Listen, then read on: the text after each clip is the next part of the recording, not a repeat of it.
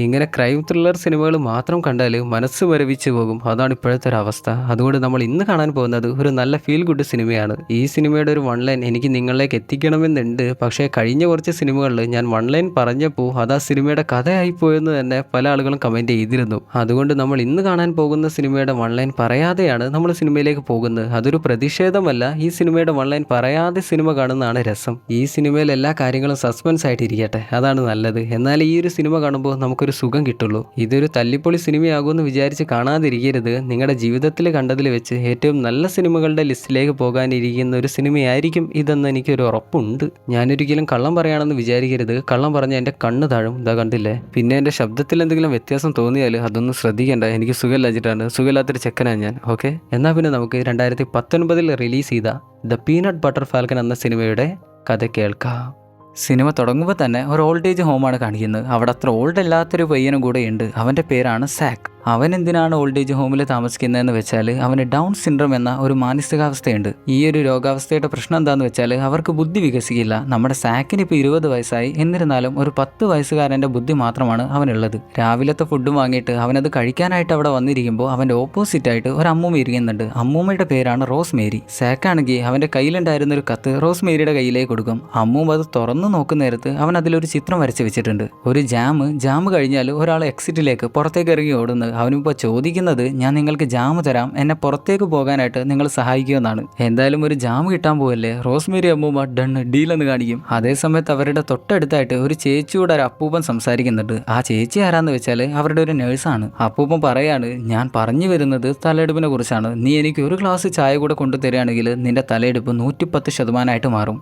അങ്ങനെയാണെന്ന് ചോദിച്ചിട്ട് നേഴ്സ് ചേച്ചി ചായ എടുക്കാനായിട്ട് തിരിച്ചു വരുന്ന നേരത്ത് സാക്ക് അവന്റെ ജാം റോസ്മേരി അമ്മാമ്മക്ക് കൊടുത്തു കാണും.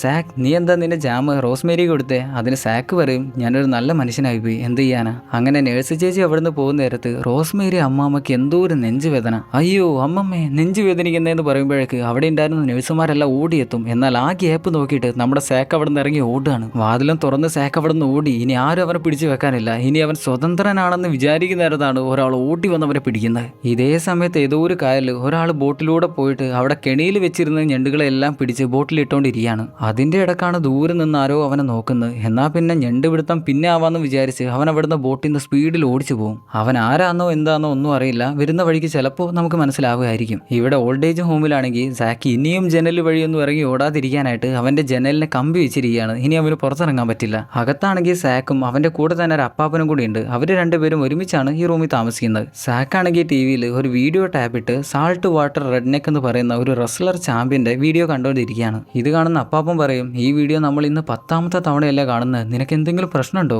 അതിന് അവൻ പറയും, ഇതാണ് സാൾട്ട് വാട്ടർ റെഡ്നെക്ക്, എനിക്ക് ഇങ്ങനെ ഇഷ്ടമാണ്, ഇങ്ങനെ നല്ലൊരു മനുഷ്യനാണ്, മാസാണ്, ഇങ്ങനെ കേഡനിൽ ഒരു കോച്ചിങ് സെന്റർ ഉണ്ട്, എനിക്ക് അവിടെ പോയിട്ട് പഠിക്കണം, എന്നിട്ട് ഇങ്ങനെ പോലെ തന്നെ എനിക്ക് നല്ലൊരു റെസ്ലർ ആവണം, അതിനു വേണ്ടിയാണ് ഞാൻ ഇവിടെ നിന്ന് ഓടി രക്ഷപ്പെടാനായിട്ട് ശ്രമിക്കുന്നത്. ടിവിയിൽ സാൾട്ട് വാട്ടർ റെഡ്നെക്ക് പറയാണ്, ദ ആറ്റോമിക് ത്രോ, അതാർക്കും ചെയ്യാൻ പറ്റില്ല എന്ന് പറയുന്ന ആളുകൾ മണ്ടന്മാരാണ്, ഭീരുക്കളാണ്, എന്നാൽ അത് എനിക്ക് ചെയ്യാൻ പറ്റും. ആറ്റോമിക് ത്രോ എന്ന് വെച്ചാൽ ഒരാളെ 2 കൈ കൊണ്ടും എടുത്ത് പൊക്കിയിട്ട് റിങ്ങിന് പുറത്തേക്ക് ഒരു ഒറ്റ ഏറ് വെച്ച് കൊടുക്കുന്നതാണ്. അപ്പോഴേക്ക് അവിടേക്ക് അവരുടെ നേഴ്സ് ചേച്ചി വരും. അവളുടെ പേര് എലനോറ എന്നാണ്. നമുക്ക് എന്തായാലും അവളെ നോറ എന്ന് വിളിക്കാം. സാക്ക് ഈ മാസം തന്നെ 2ാമത്തെ തവണയാണ് അവിടെ നിന്ന് രക്ഷപ്പെടാനായിട്ട് ശ്രമിക്കുന്നത്. അതുകൊണ്ട് തന്നെ അവനും അവനെ രക്ഷപ്പെടുത്താനായിട്ട് ശ്രമിച്ച റോസ്മേരിയും ഇനി അവിടെ പ്രത്യേക പരിഗണനകളൊന്നും കിട്ടില്ല. എന്നാൽ സാക്കിന് അതൊന്നും വേണ്ട, അതൊന്നും ഇല്ലെങ്കിലും ഞാൻ ഇവിടെ ജീവിക്കുമെന്നാണ് പറയുന്നത്. എന്നാൽ മറ്റൊരു പ്രശ്നം കൂടിയുണ്ട്. അവൻ ഇനിയും രക്ഷപ്പെടാനായിട്ട് ശ്രമിച്ചാൽ അവനെ ഫ്ലൈറ്റ് റിസ്ക് ആയിട്ട് മുദ്രകുത്തും. ഫ്ലൈറ്റ് റിസ്ക് എന്ന് വെച്ചാൽ രക്ഷപ്പെടാനായിട്ട് ശ്രമിക്കുന്ന ആളുകൾക്ക് കൊടുക്കുന്ന ഒരു പദവിയാണ്. ആ ഒരു പദവി കിട്ടിയാൽ അവർക്ക് ഇവിടെ നിൽക്കാൻ പറ്റില്ല, മറ്റേതെങ്കിലും ഒരു സെന്ററിലേക്ക് അവരെ കൊണ്ടുപോകും. സാക്ക് പറയും, ഞാനൊരു ചെറുപ്പക്കാരനാണ്, അല്ലാതെ വയസ്സനല്ല,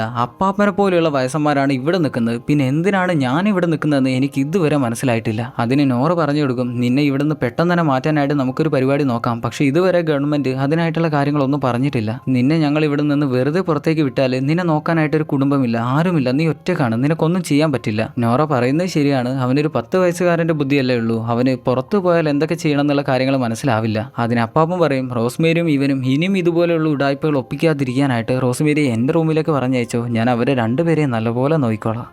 അത് വലിയ ബുദ്ധിമുട്ടാവില്ല എന്ന് പറഞ്ഞിട്ട് അവൾ അവിടുന്ന് പോകും. അതിൻ്റെ ഇടക്ക് അപ്പാപ്പൻ്റെ ഒരു ഗോൾ അടിക്കാനായിട്ട് ശ്രമിക്കുക. പിന്നെ നമ്മൾ കാണുന്നത് നേരത്തെ ഞണ്ടുകളെ എല്ലാം വലയിലാക്കി കൊണ്ടുപോയിരുന്നവനില്ലായിരുന്നോ, അവനെയാണ്. അവൻ മറ്റാരുടെയോ ലൈസൻസിലുണ്ടായിരുന്ന സ്ഥലത്ത് പോയിട്ടാണ് ഇതുപോലെ ഞണ്ടുകളെല്ലാം പിടിച്ചു കൊണ്ടുവന്നിരിക്കുന്നത്. അതിന് അവൻ്റെ മുതലാളി പറയും, മോനെ നീ എന്തിനാ പിന്നെ അവിടെ പോയിട്ട് ഞണ്ടിനെയും മീനെ പിടിച്ച് ഇങ്ങോട്ട് വരുന്നത്? നീ ഇനി അവിടെ പോയിട്ട് മീനെയും പിടിച്ച് ഇങ്ങോട്ട് വരാൻ നിന്നാൽ എൻ്റെ ലൈസൻസ് കൂടെ കട്ടാവും. നീ ഇനിയും ഇവിടെ ജോലി ചെയ്യാനായിട്ട് നിന്നാൽ അതെനിക്കൊരു തലവേദനയാവും. വിട്ടോ എന്ന് പറഞ്ഞ് അവനെ ജോലിയിൽ നിന്ന് പറഞ്ഞു വിടും. അങ്ങനെ അവൻ വിഷമിച്ച് തൊട്ടടുത്തുണ്ടായിരുന്ന കായൽ തീരത്ത് വന്നിരിക്കുന്ന നേരത്ത് മുതലാളി വീണ്ടും അങ്ങോട്ട് വന്ന് അവനൊരു ബിയർ പൊട്ടിച്ചു കൊടുക്കും. അവൻ്റെ പേര് ടൈലർ എന്നാണ്. മുതലാളി പറയും, എടാ നീ എന്തിനാടാ ഇതുപോലെ ഓരോ പരിപാടി ഒപ്പിച്ചു വെക്കുന്നത്? മേലെ നിന്ന് നിന്റെ ചേട്ടൻ ഇതെല്ലാം കണ്ട് വിഷമിക്കുന്നുണ്ടാവും. നീ ഇതെല്ലാം ചെയ്യാതിരിക്കുന്നതാണ് നിന്റെ ചേട്ടൻ ഇഷ്ടം. സംഭവം എന്താന്ന് വെച്ചാൽ ടൈലർക്ക് ഒരു ചേട്ടനുണ്ട്. ആ ചേട്ടൻ്റെ ലൈസൻസിലായിരുന്നു അവൻ ഇപ്പം മീനെ പിടിക്കാൻ പോയിട്ടുണ്ടായിരുന്ന ആ സ്ഥലം. പക്ഷേ ചേട്ടൻ്റെ മരണശേഷം അത് മറ്റാളുകൾ വാങ്ങിയെടുത്തു. എന്നിരുന്നാലും ചേട്ടൻ്റെ സ്ഥലമല്ലേ എന്ന അധികാരത്തിൽ അവൻ വീണ്ടും അവിടെ ചെന്ന് മീനെ പിടിക്കാനായിട്ട് നിൽക്കുകയാണ്. പക്ഷേ ഇതിൻ്റെ പ്രശ്നം എന്താന്ന് വെച്ചാൽ ആ സ്ഥലത്തിൻ്റെ ലൈസൻസ് ഇപ്പോഴുള്ളത് ഡങ്കൻ, റാറ്റ്ബോയ് എന്ന് പറയുന്ന രണ്ടാളുകളുടെ കയ്യിലാണ്. അവരെങ്ങാനും ഇവൻ അവിടെ നിന്ന് ഞണ്ടിനെ പിടിച്ച കാര്യം അറിഞ്ഞാൽ പിന്നെ ടൈലറുടെ ചന്തി അവിടെ ഉണ്ടാവില്ല, അവരടിച്ചു പൊളിക്കും. ടൈലറുടെ ചേട്ടൻ ഉണ്ടായിരുന്ന കാലഘട്ടത്തിലാണെങ്കിൽ അവനൊന്നും പേടിക്കേണ്ട ആവശ്യമില്ലായിരുന്നു. അവൻ എന്തിനു വേണമെങ്കിലും എന്താവശ്യത്തിന് വേണമെങ്കിലും അവൻ്റെ ചേട്ടൻ അവൻ്റെ കൂടെ തന്നെ ഉണ്ടാവും. പക്ഷേ ഇപ്പോൾ അവൻ്റെ ചേട്ടൻ അവൻ്റെ കൂടെ ഇല്ല. എന്ത് സംഭവിച്ചെന്ന് അറിയില്ല, പക്ഷെ അവൻ്റെ ചേട്ടൻ അവൻ്റെ കൂടെ ഇല്ല. അങ്ങനെ രാത്രി സമയം 3:30 നേരത്ത് ഓൾഡ് ഏജ് ഹോമിലെ അപ്പാപ്പൻ സാക്കിന് അവിടെ ഉണ്ടായിരുന്ന ജനലിൻ്റെ കമ്പികളെല്ലാം വളച്ചു കൊടുക്കുകയാണ്. അങ്ങേര് പണ്ടൊരു എഞ്ചിനീയർ ആയിരുന്നു, അതുകൊണ്ട് തന്നെ അങ്ങേർക്ക് ഇതുപോലുള്ള പരിപാടികളൊക്കെ സിമ്പിളാണ്. എന്നിട്ട് സാക്കിൻ്റെ കയ്യിൽ ഒരു സോപ്പും വെച്ച് കൊടുത്തിട്ട് ഇത് നിന്റെ മേലെ ആകെ തേച്ചിട്ട് നീ ഇതിലൂടെ നുഴഞ്ഞു പുറത്തേക്ക് ഇറങ്ങിയാൽ മതി എന്ന് പറയുന്ന നേരത്ത് സാക്ക് പറയും, അപ്പാപ്പാ നിങ്ങൾ എൻ്റെ ബെസ്റ്റ് ഫ്രണ്ടാണ്, നിങ്ങളാണ് എൻ്റെ ഫാമിലി, നിങ്ങൾ എൻ്റെ ബർത്ത്ഡേ പാർട്ടിക്ക് വരണം, ഞാൻ നിങ്ങളെ വിളിക്കുകയാണ്, നിങ്ങൾ എന്തായാലും എത്തണം. സാക്കിൻ്റെ ബർത്ത്ഡേ പാർട്ടി എവിടെ നിന്നാണോ എപ്പോഴാണോ എന്നൊന്നും അറിയില്ല, പക്ഷേ അവന് ഇഷ്ടമുള്ള ആളുകളെല്ലാം അവൻ്റെ ബർത്ത്ഡേ പാർട്ടിക്കായിട്ട് വിളിക്കും. എന്തായാലും അവൻ ഡ്രസ്സെല്ലാം മാറ്റി ജെട്ടിപ്പുറത്ത് അവൻ്റെ മേലെ ആകെ സോപ്പെല്ലാം തേച്ചിട്ട് ആ കമ്പി വഴി നിരങ്ങി എങ്ങനെയൊക്കെയോ മെല്ലെ പുറത്തേക്ക് വീഴും. എന്നിട്ട് അവിടെ നിന്ന് എഴുന്നേറ്റ് അവൻ ഓടുകയാണ്, രക്ഷപ്പെടാനായിട്ട് ഓടുകയാണ്. അവൻ ഓടുന്നത് കാണാൻ തന്നെ ഒരു രസമാണ്. എല്ലാവരും ഓടുന്ന നേരത്ത് അവരുടെ തല കൂടെ ഷെയ്ക്ക് ചെയ്തിട്ടാണ് കുലുക്കിയിട്ടാണ് ഓടുക. പക്ഷെ അവൻ്റെ തല ഇളകില്ല, അവൻ അതുപോലെ തന്നെ സ്റ്റഡി ആയിട്ടാണ് ഓടുക. അങ്ങനെ അവൻ നേരം വെളുക്കാൻ നേരത്ത് ചെന്ന് എത്തിപ്പെടുന്നത് ടൈലർ ജോലി ചെയ്തുകൊണ്ടിരുന്ന ആ കടയുടെ തൊട്ടടുത്തേക്കാണ്. അവിടെയാണെങ്കിൽ 2-3 പേര് ആരെയോ കാത്തു നിൽക്കുന്നുണ്ട്. അവൻ അവരുടെ കണ്ണിൽ പെടാതെ തൊട്ടടുത്തുണ്ടായിരുന്ന ഒരു ബോട്ടിൽ വന്ന് മറിഞ്ഞിരിക്കും. അതേ സമയത്താണ് നമ്മുടെ ടൈലർ കടയിൽ നിന്ന് ജോലിയും കഴിഞ്ഞ് പുറത്തേക്ക് വരുന്നത്. അന്നേരം അവൻ്റെ പിന്നാലെ തന്നെ 2 പേര് വരുന്ന കാണാം. അതാരാന്ന് വെച്ചാൽ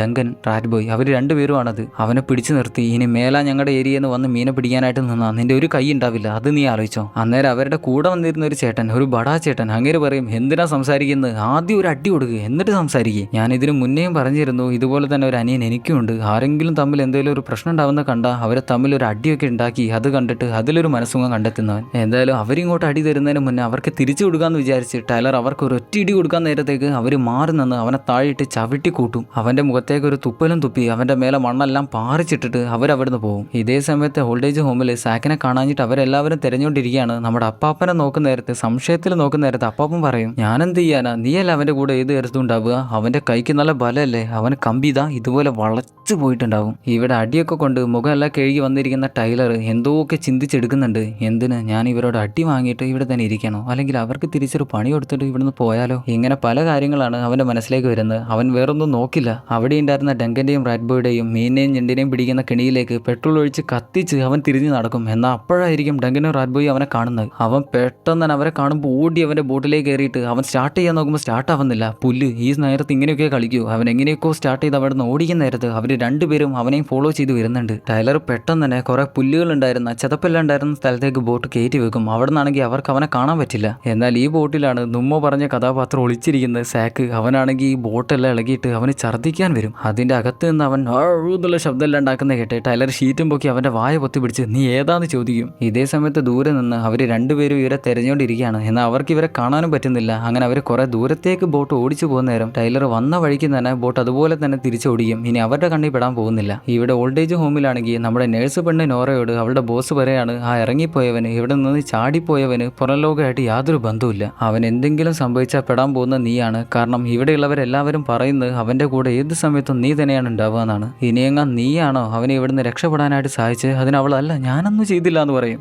നീ ഒന്നും ചെയ്തില്ലേ? അങ്ങനെയാണെങ്കിൽ നീ തന്നെ പോയിട്ട് അവനെ കണ്ടുപിടിച്ച് വരാൻ പറയും. ഇവിടെ സാക്കും ടൈലറും ആണെങ്കിൽ ബോട്ട് ഓടിച്ച് പുറത്ത് വലിയൊരു കടലിലെത്തിയിട്ടുണ്ട്. എന്നാൽ അവരുടെ ബോട്ട് ഇപ്പോൾ വർക്കാവുന്നില്ല. ടൈലർ ബോട്ടിൽ നിന്ന് ആവശ്യമായിട്ടുള്ള അവൻ്റെ ചേട്ടൻ്റെ ഫോട്ടോയും ആവശ്യമായിട്ടുള്ള എല്ലാ സാധനങ്ങളും എടുത്തിട്ട് ബോട്ട് ഷൂട്ട് ചെയ്ത് പൊളിച്ചിട്ട് അവിടെ നിന്ന് ഇറങ്ങി നടക്കുകയാണ്. എന്നാൽ ഇതെല്ലാം കണ്ടുകൊണ്ട് സാക്ക് അവിടെ കടൽ തീരത്തിരിക്കുകയാണ്. ടൈലർ പോകുന്ന കണ്ട് അവനും അവൻ്റെ പിന്നാലെ തന്നെ വെച്ച് പിടിക്കും. ഹലോ, നിങ്ങളിങ്ങനെ മുന്നിൽ പോയാലോ? എനിക്ക് നീന്താൻ അറിയില്ല, നിങ്ങൾക്ക് എന്നെ സഹായിക്കാൻ പറ്റുമോ? ടൈലർ പറയും, മാരണം ഇപ്പം എൻ്റെ പിന്നാലെ കൂടിയോ? എന്തായാലും റോഡ് എത്തുന്നവരെ അവനെയും കൂടെ കൂട്ടാന്ന് വിചാരിക്കും. റോഡ് എത്തിയാൽ അവൻ എവിടെയെങ്കിലും കൊണ്ടുപോയിട്ട് ഒഴിവാക്കാലോ. എടാ, നീ ആരാ എന്താണെന്നൊന്നും എനിക്കറിയില്ല, എനിക്കത് അറിയേണ്ട ആവശ്യമില്ല. റോഡ് എത്തുന്ന നേരത്ത് മര്യാദയ്ക്ക് എങ്ങോട്ടെങ്കിലും പോയിക്കോണം, മിണ്ടാതെ എൻ്റെ പിന്നാലെ വന്നോ എന്ന് പറയും. എന്നാൽ അവർ നടക്കുന്ന നേരത്ത് പിന്നിൽ നിന്ന് സാക്ക് പറഞ്ഞുകൊണ്ടിരിക്കുകയാണ് അവൻ്റെ സാൾട്ട് വാട്ടർ റെഡ്നെക്കിൻ്റെ കഥകൾ. സാൾട്ട് വാട്ടർ റെഡ്നെക്കിന് ഒരു ആറ്റോമിക് ത്രോ ഉണ്ട് മോനെ, അതാർക്കും ചെയ്യാൻ പറ്റില്ല, നിങ്ങൾക്കും ചെയ്യാൻ പറ്റില്ല. ടൈലറാണെങ്കിൽ ഇവനെ കൂട്ടിയത് കൊല്ലാപ്പായോ എന്ന് വിചാരിച്ചുകൊണ്ട് നടക്കുകയാണ്. ഇവിടെ നോറയാണെങ്കിൽ ഓൾഡ് ഏജ് ഹോമിൽ സാക്കിൻ്റെ ടൈപ്പ് റെക്കോർഡുകളെല്ലാം ടി വിയിലിട്ട് നോക്കുകയാണ്. അങ്ങനെ അവർക്ക് മനസ്സിലായി അവൻ എങ്ങോട്ടാണ് പോയതെന്നുള്ള കാര്യം. നോർത്തിലെ കരോലീനയിലാണ് ഈ പറഞ്ഞ സാൾട്ട് വാട്ടർ റെഡ്നെക്കിൻ്റെ കോച്ചിങ് സെൻറ്റർ ഉള്ളത്. അവൻ അങ്ങോട്ടാണ് പോയിരിക്കുന്നത്. ഇവിടെ നമ്മുടെ ആളുകൾ നടന്ന് അവസാനം റോഡിലെത്തുന്ന നേരം ടൈലർ പറയും, റോഡ് എത്തിയില്ല, ഇനി നീ ഒറ്റയ്ക്ക് പോയിക്കോ, ഞാൻ എൻ്റെ വഴിക്ക് പോയിക്കോളാം എന്ന് പറഞ്ഞ് ടൈലർ മുന്നോട്ട് നടക്കുകയാണ്. അന്നേരം സാക്ക് പറയും, നിങ്ങൾക്ക് എന്നെ ഒന്ന് കൂടെ കൂട്ടിയൂടെ, നമ്മൾക്ക് യോയോ ബഡീസ് ബ്രോ ആയിട്ട് രാത്രി പാർട്ടിക്കൊക്കെ പോയിട്ട് അടിച്ചു പൊളിക്കാം. ടൈലറാണെങ്കിൽ ഇവനിതെന്ത് ഭ്രാന്താ പറയുന്നതെന്ന് വിചാരിച്ച്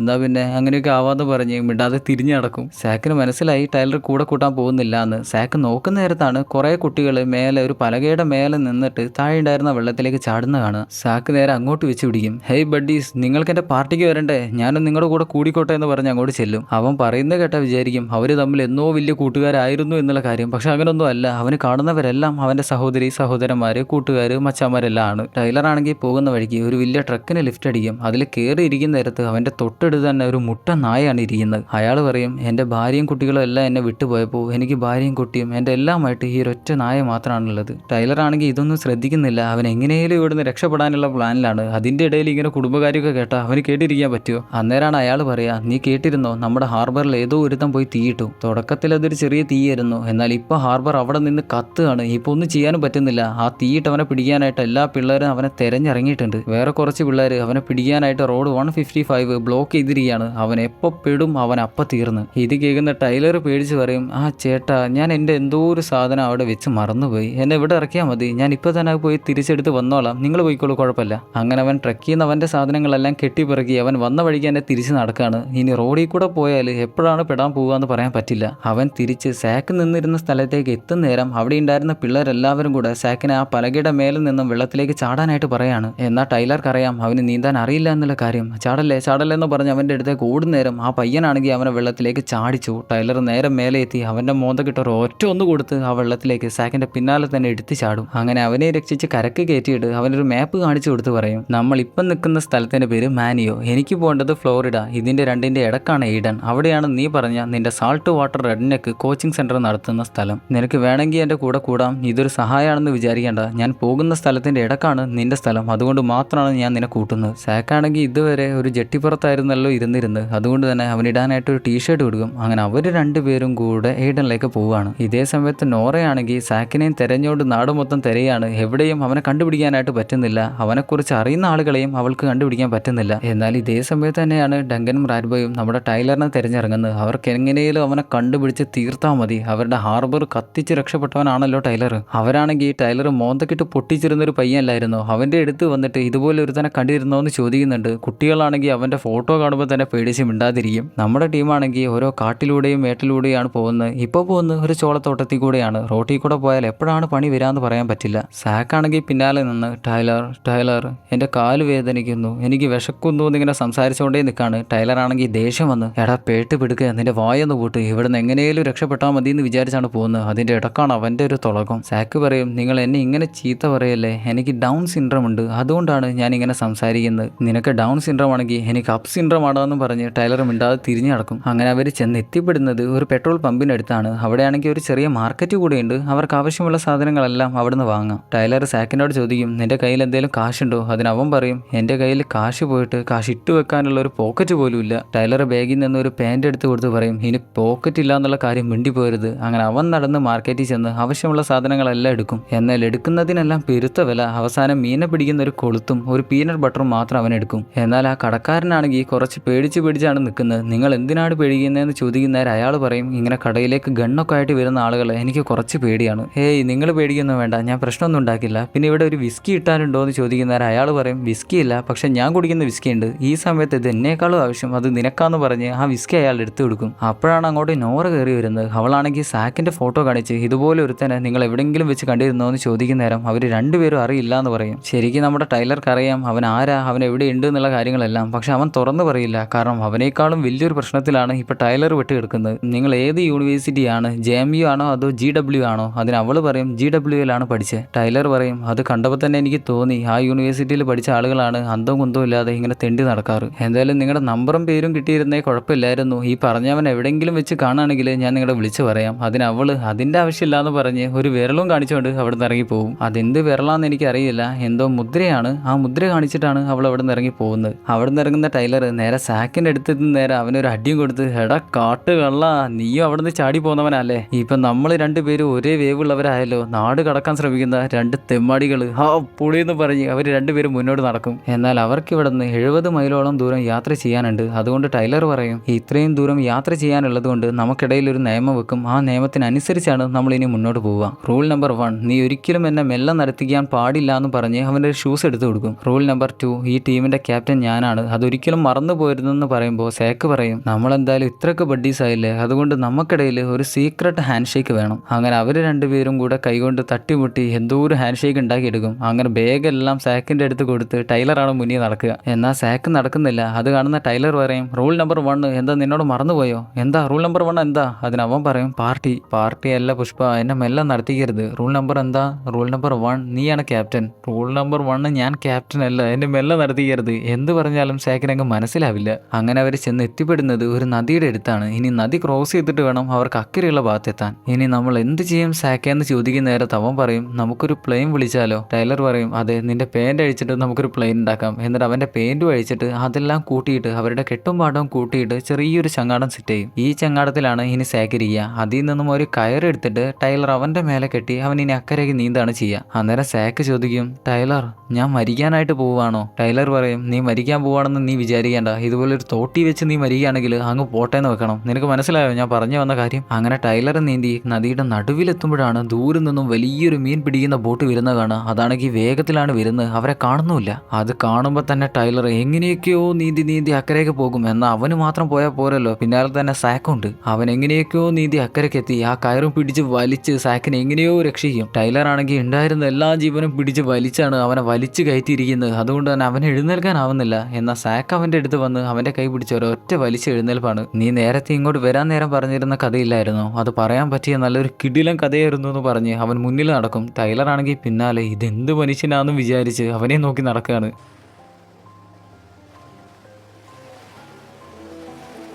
അങ്ങനെ സന്ധ്യയാവാൻ നേരത്ത് അവരൊരു കടൽ തീരത്താണ് എത്തിച്ചേരുന്നത്. അവിടെ നിന്ന് സാക്കിന് എങ്ങനെയാണ് നീന്താന്നുള്ള കാര്യങ്ങളെല്ലാം ടൈലർ പഠിപ്പിച്ചു കൊടുക്കും. എല്ലാം കഴിഞ്ഞ് രാത്രിയാകുമ്പോൾ ഉറങ്ങാനായിട്ട് അവർ വന്ന് കിടക്കുന്ന നേരത്ത് സാക്ക് ടൈലറെ പഠിപ്പിക്കാനായിട്ട് എന്നുള്ള ശബ്ദങ്ങളെല്ലാം ഉണ്ടാക്കുകയാണ്. അത് കേൾക്കുന്ന ടൈലർ പറയും നീ ഇങ്ങനെ ആർത്തൂരിയിട്ടിട്ടൊന്നും കാര്യമില്ല, എനിക്ക് പേടിയാവുന്നൊന്നുമില്ല. അന്നേരം സാക്ക് പറയും എനിക്കൊരു ഗുസ്തിക്കാരനാവണമെന്നാണ് ഇഷ്ടം, പക്ഷെ എന്നെ കൊണ്ട് അതിന് പറ്റില്ല, ഞാനൊരു തെണ്ടിയാണ്, എൻ്റെ വീട്ടുകാർ വരെ എന്നെ ഉപേക്ഷിച്ചു. അതിന് ടൈലർ പറഞ്ഞു കൊടുക്കും നീ എന്തായി പറയുന്നത്? നല്ല ആളുകളെയും വീട്ടുകാരെല്ലാവരും ഉപേക്ഷിക്കല്ലോ, നിന്റെ ഉള്ളിൽ നല്ലൊരു മനസ്സുണ്ട്, നിനക്ക് നല്ലൊരു ഗുസ്തി ചാമ്പ്യൻ ആകാൻ പറ്റും, നീ നല്ലൊരു ഹീറോ ആകും. അതിന് സാക്ക് പറയും എനിക്ക് ഒരിക്കലും ഒരു ഗുസ്തി ചാമ്പ്യൻ ആകാനോ ഹീറോ ആകാനോ ഒന്നിനും പറ്റില്ല, കാരണം എനിക്ക് ഡൗൺ സിൻഡ്രോം ഉണ്ട്. എന്നെ നോക്കുന്ന ആളുകളെല്ലാവരും എന്നെ പൊട്ടാ എന്നാണ് വിളിക്കാറ്. നിന്നെ പൊട്ടാന്ന് ആരെങ്കിലും വിളിക്കുന്നുണ്ടെങ്കിൽ അവരോട് പോയിട്ട് പണി നോക്കാൻ പറ. നിനക്ക് ചില കാര്യങ്ങൾ ചെയ്യാൻ പറ്റില്ല, പക്ഷെ ചില കാര്യങ്ങൾ നിനക്ക് ചെയ്യാൻ പറ്റും. നിനക്കൊരു സ്വിമ്മറോ അല്ലെങ്കിൽ ബാസ്കറ്റ്ബോൾ പ്ലെയറോ ആകാൻ പറ്റില്ല, പക്ഷെ നിനക്ക് നല്ലൊരു ഗുസ്തിക്കാരനാകാൻ പറ്റും, കാരണം നിനക്ക് മസിലുകളുണ്ട്. നീ നേരത്തെ തന്നെ അവിടെ നിന്ന് വലിച്ചെഴുന്നേൽപ്പിച്ചില്ലായിരുന്നോ? അപ്പം നിന്റെ കൈയിൻ്റെ പവർ അതെന്താന്ന് എനിക്ക് മനസ്സിലായി. എന്താണെന്ന് എനിക്ക് അറിയില്ല, നിന്റെ മസിലിന്റെ പേശികളെല്ലാം വളരെ സ്ട്രോങ് ആണ്, നിനക്ക് നല്ലൊരു ഗുസ്തിക്കാരനാകാൻ പറ്റും, അതെനിക്ക് ഉറപ്പാണ്. സാക്ക് ചോദിക്കും അങ്ങനെയാണെങ്കിൽ നീ നാളെ മുതൽ എനിക്ക് നല്ല ട്രെയിനിങ് തരുമോ, എനിക്ക് നല്ലൊരു ഗുസ്തിക്കാരനാകണം. ടൈലർ ആണെങ്കിൽ അതിന് സമ്മതിക്കുകയും ചെയ്യും. ഇതേ സമയത്ത് തന്നെയാണ് ടൈലർക്ക് അവന്റെ ചേട്ടനെ കുറിച്ച് ഓർമ്മ വരുന്നത്. അവന്റെ ചേട്ടൻ എങ്ങനെ മരിച്ചു എന്ന് വെച്ചാൽ ടൈലറും അവന്റെ ചേട്ടനും കൂടെ വീക്കെൻഡിൽ ഏതോ ഒരു ബാറിൽ പോയിട്ട് വെള്ളമടിച്ച് രാത്രി തിരിച്ചു വരുന്ന നേരത്ത് ടൈലറുടെ കണ്ണ് ചെറുതായിട്ടൊന്ന് മിന്നി. അങ്ങനെ വണ്ടി ട്രാക്കിൽ നിന്നും മാറിയിട്ട് വണ്ടി ആക്സിഡന്റ് ആയിട്ടാണ് അവന്റെ ചേട്ടൻ മരിക്കുന്നത്. ഇങ്ങനെയുള്ള പല ഓർമ്മകൾ പല ആളുകൾ നിങ്ങളുടെ ഉള്ളിലുണ്ടാകും. ഈ ഓർമ്മകളെല്ലാം മനസ്സിൽ തന്നെ വെക്കണം. പക്ഷെ ഒരിക്കലും നമ്മുടെ മുന്നോട്ട് പോകുന്ന കാര്യത്തിൽ ഈ ഓർമ്മകളൊന്നും തടസ്സമാവാൻ പാടില്ല. എന്തായാലും പിറ്റേന്ന് രാവിലെ എഴുന്നേൽക്കുമ്പോൾ മുതൽ തന്നെ അവർ രണ്ടുപേരും കൂടെ ട്രെയിനിങ് ചെയ്യാൻ തുടങ്ങും. എങ്ങനെ ബാലൻസ് ചെയ്യാം, എങ്ങനെ ഗണ്ണ് കൊണ്ട് ഷൂട്ട് ചെയ്യാം, കൈയുടെ പവർ എങ്ങനെ കൂട്ടിയെടുക്കാം, ഇതെല്ലാമാണ് അവരിപ്പോൾ ട്രെയിനിങ് ചെയ്തുകൊണ്ടിരിക്കുന്നത്. ട്രെയിനിങ് ചെയ്ത് ക്ഷീണിക്കുന്ന നേരത്ത് ആരാൻ്റെ പറമ്പിലെ തണ്ണിമത്തൻ എങ്ങനെ കട്ട് കഴിയുക എന്നുള്ളതെല്ലാം ഈ ട്രെയിനിങ്ങിൻ്റെ ഒരു ഭാഗമാണ്. ഗണ്ണ് കൊണ്ട് ഷൂട്ട് ചെയ്യുന്ന കാര്യങ്ങളെല്ലാം മനസ്സിലാക്കാനായിട്ട് അവൻ കുറച്ച് ബുദ്ധിമുട്ടിയെങ്കിലും അവൻ പെട്ടെന്ന് തന്നെ കാര്യങ്ങളെല്ലാം മനസ്സിലാക്കിയെടുക്കും. അപ്പോഴാണ് ടൈലർ അവന് ബക്ക് ഷോട്ട് എന്നുള്ളൊരു ഷോട്ട് പറഞ്ഞു കൊടുക്കുക. ഒരൊറ്റ ഷോട്ടിൽ മുന്നിലുണ്ടായിരുന്ന 3 ബോട്ടിൽസും അവനൊരൊറ്റ അടിക്ക് ഷൂട്ട് ചെയ്ത് പൊട്ടിക്കും. അതെങ്ങനെയാണ് ഷൂട്ട് ചെയ്തതെന്ന് അറിയില്ല. ഇതിനെക്കുറിച്ച് എന്തെങ്കിലുമൊക്കെ അറിയുന്ന ആളുകളുണ്ടെങ്കിൽ കമന്റ് ബോക്സിൽ പറഞ്ഞാൽ കുഴപ്പമില്ലായിരുന്നു. എന്തായാലും അവരങ്ങനെ യാത്ര ചെയ്ത് കുറെ ആക്രികളെല്ലാം കൂട്ടിയിട്ടിരിക്കുന്ന ഒരു വീടിന്റെ മുന്നിലാണ് എത്തിച്ചേരുക. അവരങ്ങനെ ആ പറമ്പിൽ കയറിയിട്ട് അവർക്ക് യാത്ര ചെയ്യാൻ ആവശ്യമായിട്ടൊരു ബോട്ട് കിട്ടുമോ എന്ന് അന്വേഷിച്ചുകൊണ്ടിരിക്കുകയാണ്. അങ്ങനെ ഓരോന്നോരോന്നായിട്ട് അവർ നോക്കിക്കൊണ്ട് നിൽക്കുമ്പോൾ പെട്ടെന്നാണ് ബേക്കുന്ന ഒരു ഷോട്ട് വരുന്നത്, ഗൺ ഷോട്ട് വരുന്നത്. അവർ പേടിച്ച് തിരിഞ്ഞു നോക്കുന്ന നേരത്ത് കണ്ണ് കാണാത്തൊരപ്പൂപ്പൻ അങ്ങനെ ചോദിക്കും, നിങ്ങൾ വെളുത്തവരാണോ കറുത്തവരാണോ? അവര് രണ്ടുപേരും എന്ത് ചെയ്യണമെന്ന് അറിയാതെ മിണ്ടാതിരിക്കുന്ന നേരത്ത് അങ്ങനെ ഒരു ഒറ്റ ഷോട്ടാണ്. അതാണെങ്കിൽ ടൈലറുടെ തൊട്ടടുത്ത് കൂടെയാണ് പോകുന്നത്. അപ്പോൾ തന്നെ സാക്ക് വിളിച്ചു പറയും, ഞങ്ങൾ വെളുത്തവരാണ്. നിങ്ങൾക്ക് ദൈവത്തിൽ വിശ്വാസമുണ്ടോ? അതെ, ഞങ്ങൾക്ക് ദൈവത്തിൽ വിശ്വാസം ഉണ്ടെന്ന് പറയുന്ന നേരത്ത് അപ്പാപ്പൻ ഒരു ചിരിയും ചിരിച്ചിട്ട് അവരെ രണ്ടുപേരെയും വീടിന്റെ തൊട്ടു പിന്നിലുണ്ടായിരുന്ന ഒരു കായലിലേക്ക് കൊണ്ടുവരും. അവിടെ അരയറ്റം വെള്ളത്തിൽ ഇറങ്ങി നിന്ന് അങ്ങനെ എന്തൊക്കെയോ മന്ത്രങ്ങളെല്ലാം ജപിച്ചുകൊണ്ട് പറയും, ലോകത്ത് 2 തരം മനുഷ്യന്മാരാണുള്ളത്. ഒന്ന് വെളുത്ത ചെമ്മരിയാടുകൾ, 2 ചെന്നായകൾ. നിങ്ങൾ രണ്ടുപേരും ചെമ്മരിയാടുകളാണെന്ന് എനിക്കറിയാം. അതുകൊണ്ട് നിങ്ങളെ രണ്ടുപേരും രക്ഷിക്കേണ്ടത് എൻ്റെ കടമയാണ്. ഈ ഒരു പ്രാർത്ഥന കഴിഞ്ഞ് എൻ്റെ കോമ്പൗണ്ടിൽ നിങ്ങൾക്ക് ബോട്ട് ഒഴികെ എന്ത് വേണമെങ്കിലും എടുക്കാം. അങ്ങനെ പ്രാർത്ഥന കഴിഞ്ഞ് രണ്ടുപേരും കൂടെ കോമ്പൗണ്ടിൽ തെരഞ്ഞ് കുറെ മരങ്ങളെല്ലാം കൂട്ടിയിട്ട് അവസാനം ചെറിയൊരു ചങ്ങാടം ഉണ്ടാക്കിയെടുക്കും. ഇനി അവർ അതിലാണ് യാത്ര ചെയ്യാൻ പോകുന്നത്. അങ്ങനെ അപ്പാപ്പനോടെല്ലാം യാത്ര പറഞ്ഞ് അവർ രണ്ടുപേരും കൂടെ ബോട്ടിൽ പോയിക്കൊണ്ടിരിക്കുന്ന നേരത്ത് ടൈലർക്കാണെങ്കിൽ സാക്ക് തൊട്ട് അടുത്തിരിക്കുന്ന കാണുന്ന നേരം അവൻ്റെ ചേട്ടനെയാണ് ഓർമ്മ വരുന്നത്. ചേട്ടൻ കൂടെ ഉണ്ടായിരുന്ന ദിനങ്ങളെല്ലാം ആലോചിച്ച് അവൻ കരയുന്ന നേരത്ത് സാക്ക് പറയും, നീ എന്തിനാ കരയുന്നത്? എൻ്റെ ബർത്ത്ഡേ പാർട്ടിക്ക് ഞാൻ നിനക്കായിട്ട് ഒരു സമ്മാനം മാറ്റി വെച്ചിട്ടുണ്ട്. ഇതും കൂടെ കേൾക്കുന്ന നേരത്ത് ടൈലർക്ക് പിന്നെ പിടിച്ചു നിൽക്കാൻ പറ്റില്ല. അവൻ കരഞ്ഞുകൊണ്ട് സാക്കിന്റെ തോളത്ത് വീഴും. സാക്കാണെങ്കിൽ അവനെ സമാധാനിപ്പിച്ച് കൊടുക്കുകയും ചെയ്യും. അങ്ങനെ യാത്ര ചെയ്ത് അവർ കടലിലാണ് എത്തിച്ചേരുന്നത്. അങ്ങനെ സന്ധ്യ ആവാൻ നേരത്ത് അവർ ചങ്ങാടം കരക്കടിപ്പിക്കും. ഇന്ന് രാത്രി അവർ രണ്ടുപേരും ഇവിടെയാണ് തങ്ങാനായിട്ട് പോകുന്നത്, ഉറങ്ങാനായിട്ട് പോകുന്നത്. സാക്കാണെങ്കിൽ ടൈലറുടെ കയ്യിലുണ്ടായിരുന്ന വിസ്കി എടുത്ത് രണ്ടരൊക്കെ കുടിക്കുകയും ചെയ്യും. വിസ്കി കുടിച്ച് കഴിയുന്ന നേരത്ത് സാക്കിന് എന്തെന്നില്ലാത്തൊരു ആവേശം വന്നു കയറും. അവൻ അവിടെ നിന്ന് കുറേ സമയം പ്രാക്ടീസ് ചെയ്യും. എന്നാൽ അവനൊരു സംശയം, മസിൽ കൂടിയോ മസിൽ കൂടി ഇല്ലേ അത്. അവൻ അവിടെ ഉണ്ടായിരുന്ന വലിയൊരു മരത്തടി എടുത്ത് പൊക്കാനായിട്ട് ശ്രമിക്കുമ്പോൾ അവനെ കൊണ്ട് അതിന് പറ്റുന്നില്ല. ഇല്ല ടൈലർ, എനിക്ക് ഒരിക്കലും ഒരു ഹീറോ ആകാൻ പറ്റില്ലെന്ന് പറഞ്ഞ് സാക്ക് വിഷമിച്ച് വന്നിരിക്കുന്ന നേരത്തെ ടൈലർ പറയും, എല്ലാ ഗുസ്തി ചാമ്പ്യന്മാർക്കും അവരുടെ യഥാർത്ഥ പേരല്ലാതെ മറ്റൊരു പേരും മറ്റൊരു പേഴ്സണാലിറ്റിയും ഉണ്ടാകും. നിന്റെ സാൾട്ട് വാട്ടർ റെഡ്നെക്കിന്റെ യഥാർത്ഥ പേര് ഒരിക്കലും അതല്ല, അതങ്ങേര് ഉണ്ടാക്കിയെടുത്തൊരു പേരാണ്. അതുപോലെ നിന്റെ പേരെന്താന്ന് ചോദിക്കുന്ന നേരത്ത് അവൻ പറയും, എൻ്റെ പേര് ഫാൽക്കൺ എന്നാണ് ഒരു പേര്. അത് കേൾക്കുമ്പോൾ തന്നെ ടൈലർ അവിടെ ഉണ്ടായിരുന്ന കൊമ്പുകളും ചില്ലകളും എല്ലാം എടുത്തുകൊണ്ടുവന്ന് അവന്റെ പുറത്ത് ഒരു ഫാൽക്കനെ പോലെ ചിറക് പോലെ സെറ്റ് ചെയ്തെടുക്കും. അവസാനം കുറച്ച് ടച്ചപ്പിന് ആ പീനട്ട് ബട്ടറും കൂടെ എടുത്ത് അവന്റെ മുഖത്ത് തേച്ച് കൊടുക്കുന്ന നേരം അവൻ പറയും, എൻ്റെ പേര് പീനട്ട് ബട്ടർ ഫാൽക്കൺ, അതാണ് എൻ്റെ പേര്. പേര് മാറിയപ്പോൾ തന്നെ ആ മരത്തടി എടുത്ത് പൊക്കാൻ പറ്റുമ്പോൾ അവൻ ചെയ്തു നോക്കും. എന്നാൽ ഇത്തവണ അവൻ വളരെ സിമ്പിളായിട്ടാണ് ആ മരത്തടി മറിച്ചിടുന്നത്. പേര് മാറിയപ്പോൾ തന്നെ അവൻ എന്തോ ഒരു പവർ വന്ന പോലെയാണ്. അവൻ അവിടെ നിന്ന് അലറുകയാണ്. അന്ന് അവർ രണ്ടുപേരും കൂടെ വെള്ളം അടിച്ച് കിറങ്ങി ആ തീയുടെ ചുറ്റും ഓടി അവസാനം ബോധം പോയിട്ടാണ് താഴെ വീണ് ഉറങ്ങുന്നത്. പിറ്റേന്ന് രാവിലെ ആകുന്ന നേരത്തെ നോറ സാക്കിനെ തിരഞ്ഞുകൊണ്ട് ഒരു വണ്ടിയിൽ പോയിക്കൊണ്ടിരിക്കുമ്പോഴാണ് ദൂരെ കടൽ തീരത്ത് സാക്കി കിടന്നുറങ്ങുന്നത് കാണുക. അവള് പെട്ടെന്ന് തന്നെ അവന്റെ അടുത്തേക്ക് ഓടി ചെന്ന് അവനെ വിളിച്ചെഴുന്നേൽപ്പിച്ച് അവിടെ ഉണ്ടായിരുന്ന ടീഷർട്ട് അവൻ ഇട്ട് കൊടുക്കാൻ നേരത്താണ് ടൈലർ അങ്ങോട്ട് വരുന്നത്.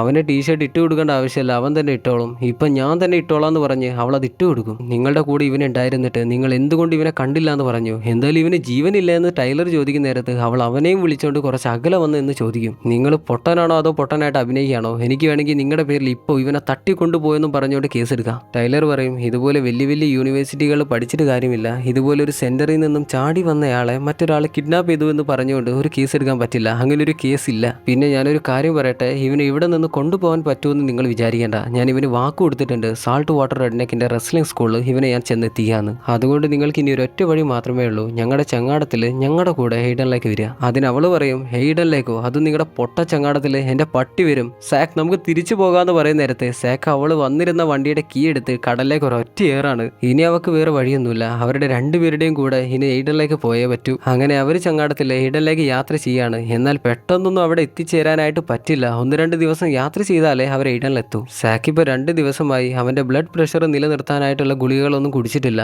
അതെടുത്തു കൊടുക്കാൻ നേരത്ത് ടൈലർ പറയും, അതിന്റെ ആവശ്യമൊന്നുമില്ല സാക്ക്, നീ ഒന്ന് ശ്വാസം ആഞ്ഞു വലിച്ചേ. അവൻ അതുപോലെ തന്നെ ശ്വാസം വലിച്ചു പിടിക്കുമ്പോൾ അതുപോലെ തന്നെ തിരിച്ചു വിട്ടേന്ന് പറയും. അങ്ങനെ അവൻ തിരിച്ചു വിടുകയും ചെയ്യുന്ന നേരത്ത് എന്നാൽ വെള്ളത്തിലേക്ക് മുങ്ങിക്കോ എന്ന് പറയും. വെള്ളത്തിൽ മുങ്ങാനോ? അവൻ അതിനൊന്നും പരിചയമില്ലാന്ന് നോറ പറയുമ്പോഴേക്ക് അവൻ വെള്ളത്തിൽ മുങ്ങി കഴിഞ്ഞു. അന്നേരം ടൈലർ ദേഷ്യത്തിൽ ചോദിക്കും, നിങ്ങൾ എന്തിനാണ് ഇവനെ പൊട്ടാന്ന് വിളിക്കുന്നത്? പൊട്ടാന്ന് വിളിച്ചാൽ ഇവനെ ചെയ്യാൻ പറ്റുന്ന കാര്യങ്ങൾ കൂടെ ചെയ്യാൻ പറ്റാതാവുകയുള്ളൂ. ഇവന് കുറേ കഴിവുകളുണ്ട്, അതെല്ലാം മെച്ചപ്പെടുത്തി കൊണ്ടുവരിക എന്നുള്ളതാണ് നിങ്ങളുടെ തൊഴിൽ, അല്ലാതെ ഇവനെ പൊട്ടാന്ന് വിളിക്കുന്നതല്ല. അവൾ പറയും, ഞാൻ അവനെ പൊട്ടാന്ന് വിളിച്ചിട്ടില്ല. അതിന് ടൈലർ, നിങ്ങൾ പൊട്ടാന്ന് വിളിച്ചിട്ടില്ലാതിരിക്കാം, പക്ഷേ നിങ്ങൾ ചെയ്യുന്ന പ്രവൃത്തികളെല്ലാം അവനെ ഒരു പൊട്ടനാണെന്ന് അവനെ കൊണ്ട് തന്നെ തോന്നിപ്പിക്കും. അവന് സ്വന്തമായിട്ട് ചെയ്യാൻ പറ്റുന്ന ഒരു കാര്യമാണ് ഷർട്ട് എടുത്തിടുന്നത്, അതുകൂടെ നിങ്ങൾ ചെയ്തു കൊടുക്കാനായിട്ട് നിന്നാലോ? അപ്പം തന്നെയാണ് സാക്ക് വെള്ളത്തിൽ നിന്നും പുറത്തേക്ക് വരുന്നത്. അത് കാണുന്ന നേരത്ത് നോറ പറയും, സാക്ക് ഒന്നുകൂടെ വെള്ളത്തിലേക്ക് മുങ്ങ്. അവൻ അതുപോലെ തന്നെ വെള്ളത്തിലേക്ക് മുങ്ങുന്ന നേരത്ത് ഇനി നോറയാണ് ടൈലറോട് ചോദിക്കുന്നത്, മിസ്റ്റർ, നിങ്ങൾ എന്തറിഞ്ഞിട്ടാണ് എന്നോട് ഇങ്ങനെ സംസാരിക്കുന്നത്? കഴിഞ്ഞ 2 വർഷമായി ഞാൻ വീട്ടുകാരും ഇല്ലാത്ത ആളുകൾക്ക് വേണ്ടി ജോലി ചെയ്തു കൊടുക്കുകയാണ്. അവരുടെ ആസ് വൈപ്പ് ചെയ്ത് കൊടുക്കുന്നവരെ ഞാനാണ്. എന്തിന്? അവസാനം മരിക്കാൻ നേരത്ത് അവർ കാണാൻ പോകുന്നു ചിലപ്പോൾ എന്നെ ആയിരിക്കും. അപ്പോഴാണ് സാക്ക് വെള്ളത്തിൽ നിന്ന് ഒരു മീനയായിട്ട് തിരിച്ചു വരുന്നത്. അത് കാണുന്ന നേരത്തെ തന്നെ ടൈലർ ഓടിച്ചെന്ന് അതിനെ പിടിച്ച് ലോക്ക് ചെയ്യും. എങ്ങനെയോ ടൈലറുടെ വിഷയം ഒന്ന് മാറി കിട്ടി, ഇല്ലെങ്കിൽ അവളുടെ വായിലുള്ളതെല്ലാം കേട്ടിപ്പോൾ മുട്ടിപ്പോയനെ. ഇതേ സമയത്താണ് ഡങ്കനും റാറ്റ്ബോയും സാക്കും ടൈലറും തമ്പടിച്ചിരുന്ന സ്ഥലത്തെത്തുന്നത്, ആ കടൽ തീരത്തെത്തുന്നത്. അവർ രണ്ടുപേരും പെട്ടെന്നൊന്നും അവരെ രണ്ടുപേരെയും വിടുന്ന ലക്ഷണമല്ല. രാത്രിയാകാൻ നേരത്ത് നമ്മുടെ ടീം എല്ലാവരും കൂടെ മീനയും ചുട്ട് അവരെല്ലാവരും കഴിച്ചുകൊണ്ടിരിക്കുകയാണ്. നോറക്കാണെങ്കിൽ അത് കഴിക്കുന്ന നേരത്ത് വലിയ ഇഷ്ടമാകും. അത് കാണുന്ന നേരത്ത് സാക്ക് അവരുടെ സീക്രട്ട് ഹാൻഡ് ഷേക്ക് ടൈലറുമായിട്ട് ചെയ്യും. നോറ ചോദിക്കും, നിങ്ങൾ രണ്ടുപേരും ഇപ്പോൾ എന്താ കാണിച്ചേ? അതിന് സാക്ക് പറയും, അതൊരു സ്പെഷ്യൽ ഹാൻഡ് ഷേക്ക് ആണ്. അതെന്തുകൊണ്ടാണ് ഇത്ര സ്പെഷ്യലായെന്ന് അവൾ ചോദിക്കുന്ന നേരം സാക്ക് പറയും, അതെന്തുകൊണ്ടാന്ന് ചോദിച്ചാൽ അതെനിക്കറിയില്ല, ടൈലർ ഒന്ന് പറഞ്ഞു കൊടുക്കുമോ? എനിക്കറിയില്ല, നീ തന്നെയല്ലേ ഇതെല്ലാം കാണിച്ചെന്ന്. എന്നിട്ട് എന്നോട് ചോദിക്കുന്നുവെന്ന് ടൈലറും ചോദിക്കും. ഭക്ഷണം കഴിക്കലെല്ലാം കഴിയുന്ന നേരത്ത് അവരെല്ലാവരും കൂടെ അവിടെ ഉണ്ടായിരുന്ന ക്രെയിനിന്റെ വള്ളിയും പിടിച്ചുകൊണ്ട് അവിടെ ഉണ്ടായിരുന്ന വെള്ളത്തിലേക്ക് ചാടി നീതി കളിക്കുകയാണ്. എന്തായാലേ രാവിലെ പരിചയപ്പെട്ടതേ ഉള്ളൂ, വൈകുന്നേരം ആയപ്പോഴേക്കും ഇങ്ങനെയല്ല ആയി. ബഡ്ഡീസ് ആവുകയാണെങ്കിൽ ഇങ്ങനെയല്ല ആവണം. രാവിലെ കണ്ട് വൈകുന്നേരം ആവുമ്പോഴേക്ക് ബഡ്ഡീസ്. എനിക്കാണെങ്കിൽ ഒരാളെ കണ്ട് ബഡ്ഡിയൊക്കെ ആവണമെന്നുണ്ടെങ്കിൽ ഒരാണ്ട് കഴിയും. എന്തായാലും അന്ന് രാത്രി അവർ ചങ്ങാടത്തിൽ ചെറിയൊരു തീയെല്ലാം കത്തിച്ച് പാട്ടെല്ലാം പാടി തൊട്ടടുത്തുണ്ടായിരുന്ന ചെറിയൊരു വീട്ടിൽ വന്ന് കിടന്നുറങ്ങും. നട്ടപ്പാതിരൊക്കെ ഒരു കൂർക്കം വലിക്കാന്ന് വിചാരിച്ച് കിടക്കുമ്പോഴാണ് അവരുടെ ചങ്ങാടം കിടന്ന് കത്തുന്ന അവർ കാണുക. ടൈലർ ചങ്ങാടത്തിനടുത്തേക്ക് ഓടുന്ന നേരത്താണ് വീടിന്റെ പിന്നീന്ന് ഡങ്കനും റാറ്റ്ബോയും വന്ന് ടൈലറെ മുട്ടിൽ നിർത്തുന്നത്. നീ ഒറ്റ ഒരുത്തം കാരണം ഞങ്ങൾക്ക് $10,000 മേലെയാണ് നഷ്ടം വന്നിരിക്കുന്നത്. ടൈലർ പറയും, അതെല്ലാം ഞാൻ വീട്ടിൽ തരാം, ഞാൻ എങ്ങനെയും ആ കടങ്ങളെല്ലാം വീട്ടിൽ തരാം. ഡങ്കൻ പറയും, വേണ്ട, കടങ്ങളൊന്നും നീ വീട്ടിൽ തരണ്ട, അതിന് പകരം നിന്റെ ഏത് കൈയാണ് എടുക്കേണ്ടതെന്ന് കാണിച്ചു തന്നാൽ മതി, അത് ഞങ്ങളങ്ങ് കൊണ്ടുപോയിക്കോളാം. അപ്പോഴാണ് പിന്നീന്ന് സാക്ക് ഗണ്ണുമായിട്ട് ഇറങ്ങി വരുന്നത്. അവനെ കാണുമ്പോൾ തന്നെ അവർ ചോദിക്കും, നിനക്ക് ഷൂട്ട് ചെയ്യാനൊക്കെ അറിയോ? സാക്ക് പറയും, അതെ എനിക്കറിയാം, ഞാനൊരു ബക്ക് ഷോട്ടാണ് ഇപ്പോൾ ഷൂട്ട് ചെയ്യാൻ പോകുന്നത്. അതായത് ഒരൊറ്റ ഷോട്ടിൽ അവർ രണ്ടുപേരും തീരും. അത് കേൾക്കുന്ന നേരം അവർക്ക് മനസ്സിലാകും ആൾക്ക് ഷൂട്ട് ചെയ്യാൻ അറിയുമെന്നുള്ള കാര്യം. അന്നേരം ടൈലർ പറയും, നിങ്ങൾ പെട്ടെന്ന് തന്നെ ഇവിടുന്ന് പോകുന്നതായിരിക്കും നല്ലേ, അല്ലെങ്കിൽ അവൻ്റെ ഗണ്ണിന് അതൊരു പണിയായിരിക്കും. അവർക്ക് രണ്ടുപേർക്കും പിന്നെ അവിടെ നിൽക്കാൻ പറ്റില്ല, പറയാൻ പറ്റില്ല, ചിലപ്പോൾ ബക്ക് ഷോട്ട് എങ്ങനെ അവരുടെ നെറുകം തലയിൽ വന്ന് കയറിയാലോ. ഞങ്ങൾ ഇപ്പോൾ പോവുകയാണ്, പിന്നെ എപ്പോഴേലും വന്ന് നിന്നെ തൂക്കിക്കോളാന്ന് പറഞ്ഞുകൊണ്ട് അവർ ബോട്ട് എടുത്ത് അവിടെ നിന്ന് പോകും. നമ്മുടെ ടീം എന്നാലും സേഫ് ആണോ എന്ന് പറയാൻ പറ്റില്ല, അവരെപ്പോഴാണ് തിരിച്ചു വരാമെന്നൊന്നും പറയാൻ പറ്റില്ല. അതുകൊണ്ട് എപ്പോഴും ശ്രദ്ധിച്ചിരിക്കുന്നത് നല്ലതാണ്. പിറ്റേന്ന് രാവിലെ തന്നെ അവർ ചങ്ങാടെല്ലാം ഉപേക്ഷിച്ച് അവരൊരു കടൽ തീരത്ത് കൂടെ നടന്ന് ഒരു റെസ്റ്റോറൻറ്റിൽ വന്നിരിക്കും. അപ്പോഴാണ് നോറക്കൊരു കോൾ വരുന്നത്. ഓൾഡ് ഏജ് ഹോമിൽ നിന്നാണ് വിളിക്കുന്നത്. അവർ പറയുന്നത് എന്താന്ന് വെച്ചാൽ, സാക്കിനോട് നോറ പറഞ്ഞില്ലായിരുന്നോ ഇനിയും ചാടാനായിട്ട് നിന്ന ഫ്ലൈറ്റ് റിസ്ക് ആയിട്ട് മുദ്ര കുത്തുമെന്ന്? അവൻ വീണ്ടും ചാടിയത് കൊണ്ട് തന്നെ അവൾ അവനെ ഫ്ലൈറ്റ് റിസ്ക് ആയിട്ട് മുദ്ര കുത്തി. അതുകൊണ്ട് തന്നെ ഇനി സാക്കിന് ഓൾഡ് ഏജ് ഹോമിൽ നിൽക്കാൻ പറ്റില്ല. അവിടുന്ന് മറ്റൊരു സെന്ററിലേക്ക് അവൻ അയക്കും. ആ സെന്ററിന്റെ പേരാണ് ചെറി ഹിൽ. ഈ ചെറി ഹില്ലാണെങ്കിൽ വളരെ ബെല്ലാടി ഫുൾ ആയിട്ടുള്ള ഒരു സ്ഥലമാണ്. പിടിച്ചുപറിക്കാരെയും വേശികളെയും മാത്രം കൊണ്ടിടുന്ന ഒരു സ്ഥലമാണ്. അവിടേക്ക് സാക്കിനെ കൊണ്ടിടാന്ന് പറഞ്ഞാൽ വളരെ ബുദ്ധിമുട്ടാണ്. അവൻ ഒരിക്കലും അവിടെ പിടിച്ചു നിൽക്കാൻ പറ്റില്ല. അതുകൊണ്ട് തന്നെ അവൾ പറയും, അവന് ഒരിക്കലും ചെറി ഹില്ലേക്ക് അയക്കാൻ പറ്റില്ല, അവിടെ അവന് പിടിച്ചു നിൽക്കാൻ പറ്റില്ല. അതിന് വിളിച്ചയാൾ അവളെ മിരട്ടും, ഇനി അവനെയും കൊണ്ട് ഇവിടേക്ക് വന്നില്ലെങ്കിൽ നിന്റെ പണി പോവും, പിന്നെ നിനക്ക് തിണ്ടി നടക്കേണ്ടി വരുമെന്ന് പറയുന്ന നേരം അവൾ ഓക്കെ, ഞാൻ അവനെ കൊണ്ടുവരാമെന്ന് പറയും. എന്നിട്ട് അവൾ അവിടെ ഉണ്ടായിരുന്ന വെയിട്രസ് ചേച്ചിയോട് ചോദിക്കുകയാണ്, നിങ്ങൾക്ക് സാൾട്ട് വാട്ടർ റെഡ്നെക്കിനെ അറിയോ? കേട്ട പാതി കേൾക്കാത്ത പാതി ആ ചേച്ചി പറയും, അവനെ അറിയോന്നോ, അവൻ ഒരു കാലത്ത് ഇവിടുത്തെ ഹീറോ അല്ലായിരുന്നോ? എന്നിട്ട് 2 മിനിറ്റ് സാൾട്ട് വാട്ടർ റെഡ്നെക്കിനെ കുറിച്ചുള്ള ഒരു പ്രസംഗം. അതെല്ലാം കഴിഞ്ഞിട്ടാണ് അങ്ങേരുടെ വീട്ടിലേക്ക് പോകാനുള്ള റൂട്ട് പറഞ്ഞു കൊടുക്കുന്നത്. അങ്ങനെ നമ്മുടെ ടീം അമ്മച്ചി പറഞ്ഞ വഴി കൂടെ പോയി നോക്കുന്ന നേരത്ത് ഒരു പഴയ വീടാണ് കാണുന്നത്. ഇത് സാൾട്ട് വാട്ടറിന്റെ വീട് തന്നെയാണോ എന്ന് അവർക്കൊരു സംശയം. എന്തായാലും വഴി തെറ്റി, ഇനിയിപ്പോൾ തിരിച്ചു പോരാന്ന് വിചാരിച്ച് നിൽക്കുന്ന നേരത്താണ് എന്തായാലും ഒന്ന് പോയി നോക്കാം, ചിലപ്പോൾ ഇത് തന്നെ ആണെങ്കിലോ. അങ്ങനെ ചെന്ന് വാതിൽ മുട്ടുന്ന നേരത്ത് അകത്തിന്ന് ആരോ മുറുമുറുക്കുന്നുണ്ട്. ഈ നേരത്ത് ഇതാരാണാവോ അതിൽ മുട്ടുന്നത്?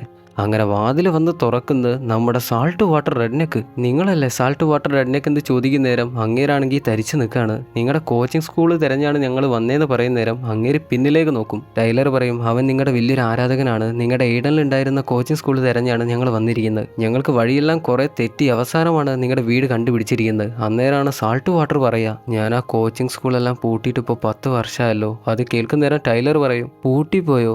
അവൻ എങ്ങനെയും നിങ്ങളെ കോച്ചിങ് സ്കൂളിൽ പഠിച്ചാൽ മതി എന്നാണ്. അവൻ അതിനു വേണ്ടി നിങ്ങളുടെ പല വീഡിയോസും കണ്ടിട്ടുണ്ട്. പക്ഷേ ഇപ്പോഴാണ് എനിക്ക് മനസ്സിലായത് അവൻ കണ്ടിരുന്നതെല്ലാം പഴയ കേസറ്റുകളായിരുന്നു. ഇനിയിപ്പോൾ ഞാൻ എങ്ങനെയാണ് അവനെ തിരിച്ചയക്കുക? ഞാൻ അവന് വാക്ക് കൊടുത്തു പോയി സാൾട്ട് വാട്ടർ റെഡ്നെക്കിൻ്റെ കോച്ചിങ് സ്കൂളിൽ അവനെ എത്തിക്കാന്ന്. റെഡ്നെക്ക് ചോദിക്കും അവനെൻ്റെ വലിയൊരു ആരാധകനാണോ? ടൈലർ പറയും അതെ, നിങ്ങളുടെ വലിയ ആരാധകനാണ്. അവന് നിങ്ങളെ മാത്രമേ വിശ്വാസമുള്ളൂ. ഇക്കാലത്ത് ഒരാളെ വിശ്വസിക്കണമെന്നുണ്ടെങ്കിൽ അത് ചില്ലറ കാര്യമൊന്നുമല്ല. സാക്കിനാണെങ്കിൽ ഇത് സാൾട്ട് വാട്ടർ ആണെന്നുള്ള കാര്യം ഇതുവരെ മനസ്സിലായിട്ടില്ല. അങ്ങനെ പഴയ രൂപത്തിലല്ലല്ലോ ഇപ്പം നിൽക്കുന്നത്. നമ്മുടെ ആൾ പറയും നിങ്ങൾ എന്തായാലും ഒരു കാര്യം ചെയ്യണം, അവനൊരു ഷൈക്കാൻഡെങ്കിലും കൊടുക്കണം. അവനെ വെറുതെ മടക്കി അയക്കാനായിട്ട് എനിക്ക് പറ്റില്ല. അങ്ങനെ സാക്കിന് ഷൈക്കാൻഡ് കൊടുക്കുന്ന നേരം സാക്കിന് ഇപ്പോഴും മനസ്സിലായിട്ടില്ല തൻ്റെ മുന്നിൽ നിൽക്കുന്നത് തൻ്റെ ആരാധ്യ പുരുഷനായിട്ടുള്ള സാൾട്ട് വാട്ടർ റെഡ്നെക്കാണെന്നുള്ള കാര്യം. അങ്ങനെ അവർ ടാറ്റയും പറഞ്ഞ് വന്ന വഴിക്ക് തന്നെ തിരിച്ചു പോവുകയാണ്. എന്നാലും സാക്ക് വിടുന്നില്ല. സാൾട്ട് വാട്ടർ ഇവിടെ എവിടെയെങ്കിലും ഉണ്ടാവും, നമുക്ക് എങ്ങനെയാലും അങ്ങേര് ഇവിടെ നിന്ന് കണ്ടുപിടിക്കാം. അങ്ങേര് ഈ ചെതപ്പുകളുടെയും പുല്ലുകളുടെയും ഒക്കെ ഇടയിൽ ചിലപ്പോൾ ഒളിച്ചു നിൽക്കായിരിക്കും. നമ്മളൊരു ബോട്ട് ഇടുകയാണെങ്കിൽ അങ്ങേരെ എങ്ങനെയും കണ്ടുപിടിക്കുക. അന്നേരം നോറ പറഞ്ഞു കൊടുക്കുന്നുണ്ട് സാൾട്ട് വാട്ടർ എന്നൊരു മനുഷ്യനില്ല,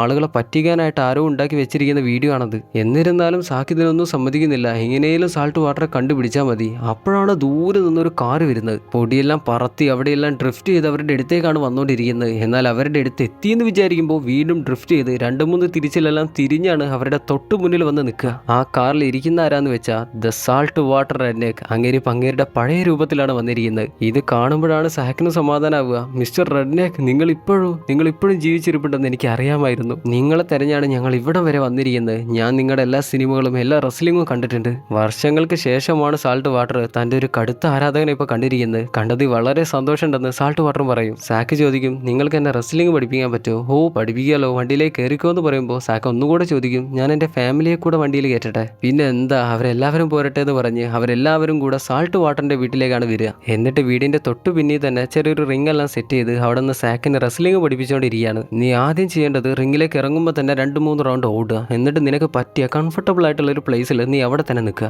നിന്റെ ഓപ്പണന്റ് നിന്റെ മുന്നിലേക്ക് വരികയാണെങ്കിൽ കൈകൊണ്ട് ഒരൊറ്റ ഇടി, അതുപോലെ കാലുകൊണ്ട് ഒരൊറ്റ ചവിട്ട്. അതൊരു പവർഫുൾ കിക്കാണ്. സാക്കോ അതുപോലെ തന്നെ ചെയ്യും. അവൻ എങ്ങനെയും ഒരു ഗുസ്തിക്ക് പോയാൽ മതി. റെഡ്നെക്ക് ചോദിക്കും വേറെന്താ നിനക്ക് പഠിക്കാനുള്ളത്? വേറെ എന്തെങ്കിലും നീ വീഡിയോയിൽ കണ്ടിരുന്നോ? അതെ, ഞാൻ വീഡിയോയിൽ കണ്ടിരുന്നു. എനിക്ക് ആറ്റോമിക് ത്രോ പഠിക്കണം എന്ന് പറയും. ആറ്റോമിക് ത്രോ എന്താന്ന് ഓർമ്മയില്ലേ? ഒരാളെ കയ്യിൽ എടുത്തു പൊക്കിയിട്ട് റിങ്ങിന് പുറത്തേക്ക് ഒരൊറ്റ ഏറ് കൊടുക്കുന്നതാണ് ആറ്റോമിക് ത്രോ. എന്നാൽ റെഡ്നെക്ക് പറയും മോനെ, ആറ്റോമിക് ത്രോയോ? അതൊന്നും ഒരിക്കലും ചെയ്യാൻ പറ്റില്ല. അതൊക്കെ വെറും ക്യാമറ ട്രിക്കാണ്. ഞാൻ ഒരാളെ എടുക്കുന്ന പോലെ കാണിച്ചു കഴിഞ്ഞാൽ പിന്നെ ക്യാമറ എൻ്റെ മുഖത്തായിരിക്കും ഉണ്ടാവുക. അപ്പോൾ ഞാൻ ഒരാളെ പിടിച്ച് പൊക്കുന്ന പോലെ എല്ലാവർക്കും തോന്നും. അത് കഴിഞ്ഞാൽ ഒരാൾ തെറിച്ച് താഴെ വീഴുന്ന കാണും. ഇതെല്ലാം കട്ട് പേസ്റ്റ് ചെയ്താൽ ഞാൻ ഒരാളെ എടുത്ത് പൊക്കി എറിയുന്ന പോലെയാണ് തോന്നുക. അല്ലാതെ ആറ്റോമിക് ത്രോ ഒന്നും ഒരിക്കലും ചെയ്യാൻ പറ്റില്ല. എന്നാൽ സാക്ക് കണ്ടിരുന്ന കേസറ്റിൽ റെഡ്നെക്ക് പറഞ്ഞിരുന്നത് ദ ആറ്റോമിക് ത്രോ അതൊരിക്കലും ചെയ്യാൻ പറ്റില്ല എന്ന് പറയുന്ന ആളുകളെല്ലാം ഭീരുക്കളാണ്. അതെനിക്ക് ചെയ്യാൻ പറ്റും. പക്ഷേ ശരിക്കും പറഞ്ഞാൽ റെഡ്നെക്കിന് പോലും അത് ചെയ്യാൻ അറിയില്ല. എന്നിട്ടാണ് വീഡിയോയിൽ വന്ന് വലിയ ഡയലോഗ് അടിക്കുന്നത്. എനിക്കുണ്ടായിരുന്നു ചെറുപ്പത്തിൽ ഇതുപോലെ ഒരു കൂട്ടുകാരൻ. നീന്താൻ അറിയാത്തവരൊക്കെ മണ്ടന്മാരാന്ന് പറഞ്ഞുകൊണ്ട് അവൻ നീന്തൽ കാണിക്കാൻ ഞങ്ങളെ കൊണ്ടുപോയിട്ട് ആടല്ലാത്ത ഭാഗത്തിറങ്ങി കൈകൊണ്ട് കുത്തി നടന്ന് ഞങ്ങളെ കാണിച്ചു തന്നവൻ. അങ്ങനെ ഞാനും വളരെ പ്രയാസപ്പെട്ടത് പഠിച്ചെടുത്ത് വീട്ടിൽ വന്ന് പറഞ്ഞു നീന്തൽ അറിയാത്തവന്മാരെല്ലാവരും മണ്ടന്മാരാണ്. എന്തായാലും ടൈലറും നോറയും അവർ പ്രാക്ടീസ് ചെയ്യുന്നത് നോക്കിയിരിക്കുകയാണ്. നോറ ചോദിക്കും ഇനി അങ്ങോട്ട് എന്താണ് പ്ലാൻ? നമ്മുടെ ആൾ പറയും എനിക്ക് എങ്ങനെയും ഫ്ലോറിഡയിൽ എത്തണം. അവിടെ ജൂപ്പിറ്റർ എന്ന ഒരു ചെറിയ മത്സ്യബന്ധന പട്ടണമുണ്ട്. അവിടെ നിന്നൊരു ബോട്ട് വാങ്ങി മീനെല്ലാം പിടിച്ച് കാശുണ്ടാക്കി ചാർട്ടറുകളെല്ലാം വാങ്ങിയിട്ട് വാടക കൊടുക്കണം. അതാണ് ഇപ്പം എൻ്റെ പ്ലാൻ. നീ ഫ്ലോറിഡ കണ്ടിട്ടുണ്ടോ എന്ന് ചോദിക്കുന്ന നേരം അവൾ പറയും ഞാൻ ഫ്ലോറിഡ കണ്ടിട്ടില്ല, കാണാനായിട്ട് താല്പര്യമുണ്ടോ എന്ന് ചോദിക്കുന്ന നേരം അവൾ ചെറുതായിട്ടൊന്ന് പുഞ്ചിരിക്കും. ആ പുഞ്ചിരിയിലുണ്ട് കണ്ടാൽ കൊള്ളാം, നിന്റെ കൂടെ ആയിരുന്നെങ്കിൽ കുറച്ചുകൂടെ കൊള്ളാം. അങ്ങനെ രാത്രി അവരെല്ലാവരും കൂടി ഇരുന്ന് ഭക്ഷണം കഴിക്കുന്ന നേരം സാക്ക് പറയും എനിക്കൊരു ഒറിജിനൽ ഫൈറ്റിന് പോകണം, എനിക്കതിന് പറ്റുമോ? റെഡ്നെക്ക് പറയും പിന്നെന്താ, നാളെ എൻ്റെ കൂട്ടുകാരൻ ജോസഫിൻ്റെ വീടിൻ്റെ ബേക്കിൽ നിന്ന് ഒരു ചെറിയ റെസ്ലിംഗ് നടക്കുന്നുണ്ട്, നമുക്ക് അവിടേക്ക് പോവാം. നമ്മുടെ നാട്ടിലൊക്കെ ഓരോ പറമ്പുകളിൽ വെച്ച് ഫുട്ബോൾ ടൂർണമെൻറ്റ് നടക്കില്ലേ, അതുപോലെ തന്നെയാണ് അവരുടെ നാട്ടിൽ ഇതുപോലെ ഓരോ ഗുസ്തി മത്സരങ്ങളെല്ലാം നടക്കുന്നത്. എന്തായാലും സാക്കിന് പോകണമെന്നുള്ള താല്പര്യം കാണിക്കുമ്പോൾ തന്നെ റെഡ്നെക്കിൻ്റെ കൂട്ടുകാരനായിട്ടുള്ള സാംസണെയാണ് സാക്കിൻ്റെ എതിരാളിയായിട്ട് ഇറക്കുന്നത്. അങ്ങനെയാകുമ്പോൾ പിന്നെ പേടിക്കേണ്ട ഒന്നുമില്ലല്ലോ. സാക്ക് കയറിയ പോലെ തന്നെ വലിയ അടിയൊന്നും കൊള്ളാതെ തിരിച്ചിറങ്ങി പോരാനും പറ്റുമല്ലോ. അങ്ങനെ അടുത്ത ദിവസം അവരെല്ലാവരും കൂടെ കാറിൽ ഒച്ചപ്പാടും ബഹളവും ഒക്കെ ഉണ്ടാക്കിക്കൊണ്ട് ഗുസ്തിക്ക് പോവുകയാണ്, റെസ്ലിങ്ങിനായിട്ട് പോവുകയാണ്.